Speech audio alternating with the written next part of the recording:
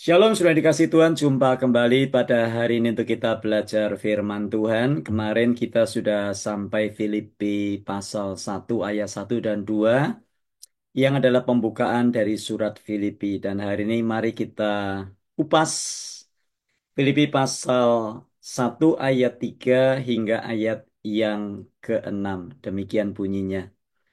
Aku mengucap syukur kepada Allahku setiap kali aku mengingat kamu. Dan setiap kali aku berdoa untuk kamu semua, aku selalu berdoa dengan sukacita. Aku mengucap syukur kepada Allahku karena persekutuanmu dalam berita Injil, mulai dari hari pertama sampai sekarang ini. Akan hal ini, perhatikan baik-baik, akan hal ini aku yakin sepenuhnya, yaitu Ia yang memulai pekerjaan yang baik di antara kamu. Siapa Ia? Ia adalah Allah sendiri. Ia yang memulai pekerjaan baik di antara kamu akan meneruskannya sampai pada akhirnya pada hari Kristus Yesus. Nah, menarik pada waktu kita membaca bagian ini, itu sebabnya saya memberikan judul Kehilangan Keselamatan. Apa bisa? Nah, ayat-ayat ini menjelaskan kepada kita, pertama ayat 3, 4, dan 5 berbicara tentang sukacita Rasul Paulus pada waktu dia mengingat akan jemaat Filipi dan Rasul Paulus berdoa karena rupa-rupanya jemaat Filipi adalah jemaat yang memiliki kesaksian yang baik di dalam hidup mereka, khususnya di dalam pemberitaan Injil, dan juga di dalam perbuatan-perbuatan baik lainnya. Dan kemudian ayat 6, mengingat bagaimana mereka sudah diselamatkan, mengingat bagaimana Allah sudah memulai pekerjaan yang baik dengan mereka menerima Injil. Ayat 6, akan hal ini aku yakin sepenuhnya, yaitu Ia, Allah yang memulai pekerjaan yang baik di antara kamu akan meneruskannya sampai pada akhirnya pada hari Kristus Yesus. Nah, pertanyaannya adalah pekerjaan baik apa yang dimaksud di dalam ayat yang ke-6. Akan hal ini, aku yakin sepenuhnya yaitu Ia yang memulai pekerjaan yang baik di antara kamu. Nah, salah seorang hamba Tuhan di masa lalu bernama Charles Spurgeon mengatakan bahwa yang dimaksud sebagai pekerjaan baik di dalam ayat ini berdasarkan konteksnya adalah pekerjaan kasih karunia. Jadi di dalam Filipi 1 ayat 6 pekerjaan baik yang disebut di sini merujuk kepada keselamatan yang dikerjakan Allah di dalam kehidupan jemaat. Jadi ayat ini menyatakan bahwa Rasul Paulus yakin bahwa Allah yang memulai pekerjaan baik di antara mereka akan meneruskannya hingga sempurna pada hari Kristus Yesus. Nah, memang ada beberapa alasan, ya. Tapi saya ingin interupsi sedikit di sini. Ada yang berkata, Pak, bagaimana kalau ada orang murtad? Bagaimana kalau orang meninggalkan Kristus? Apakah keselamatannya tetap? Baca ayatnya baik-baik. Aku yakin sepenuhnya yaitu Ia yang memulai pekerjaan baik di antara kamu. Pertanyaannya, Allah sudah memulai pekerjaan yang baik di antara mereka belum? Loh, tapi dia aktif di gereja, Pak. Dia sudah dibaptis. Dia sudah ikut pelayanan. Bahkan dia pendeta sekalipun. Kalau Allah sudah memulai sesuatu yang baik, pekerjaan yang baik, pekerjaan kasih karunia di antara mereka, mereka tidak mungkin akan meninggalkan Yesus Kristus. Sebab ada beberapa alasan di sini. Mengapa pekerjaan baik dimengerti sebagai karya keselamatan? Yang pertama, Allah sebagai inisiator atau yang memulai dan penyempurna. Jadi Paulus menekankan bahwa Allah adalah yang memulai. Dia yang memulai dan akan menyelesaikan pekerjaan baik tersebut.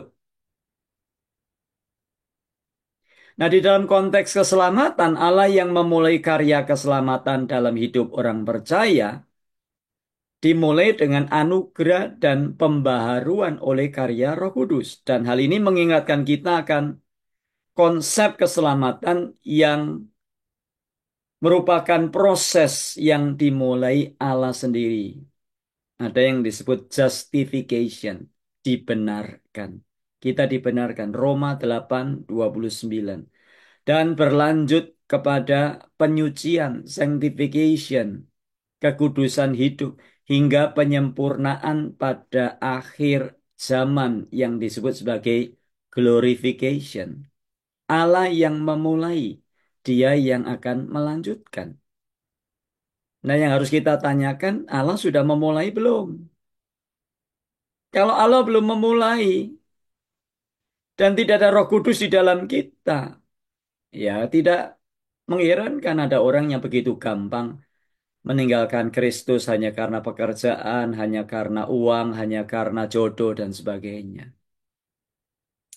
Alasan yang kedua mengapa pekerjaan baik di sini dimengerti sebagai karya keselamatan adalah karena keyakinan akan pemeliharaan Allah.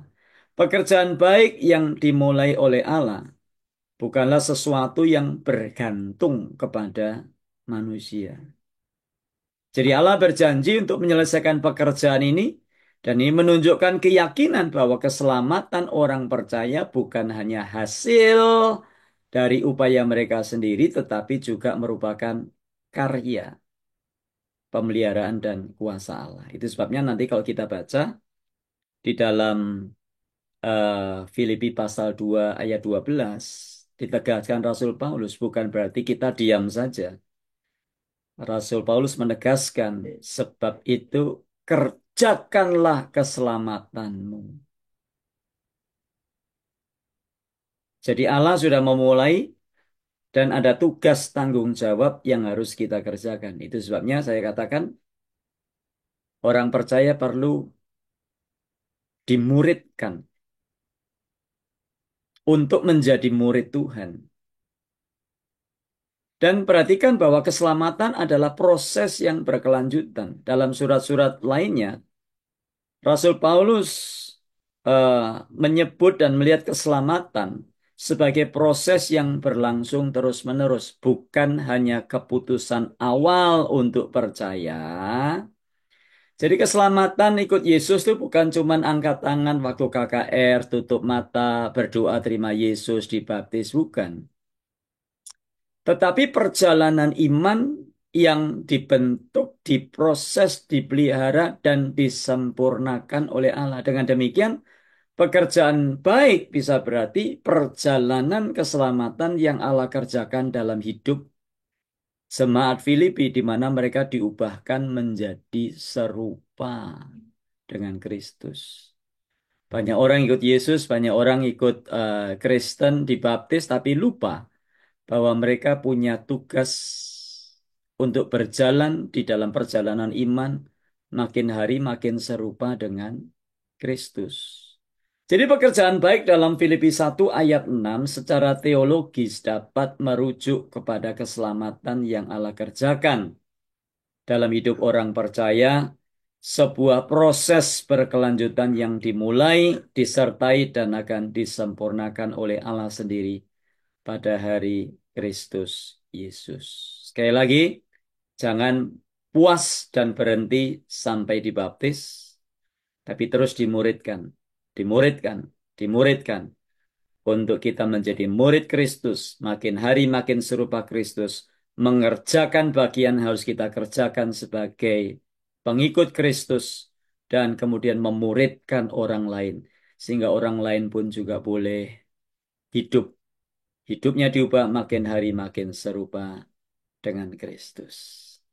Kiranya kita ditolong oleh firman Tuhan untuk terus bertumbuh, sehingga tidak melihat keselamatan itu sebagai hanya satu titik waktu kita terima Yesus atau waktu kita dibaptis, tapi kita terus bertumbuh, terus diubahkan, terus diproses. Roma 12.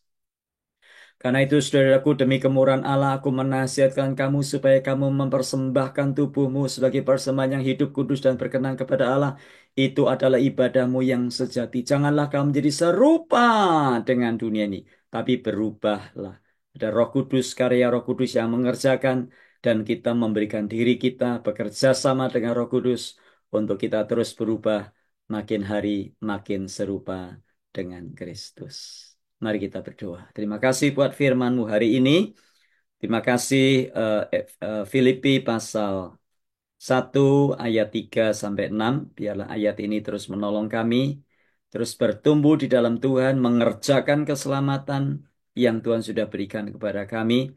Terima kasih Engkau sudah memulai pekerjaan yang baik di dalam hidup kami, dan Engkau akan melanjutkannya sampai pada akhirnya. Tuhan, biar kami siap diproses, dan memberi diri diproses, Engkau dipuji, dimuliakan. Dalam Tuhan Yesus kami berdoa.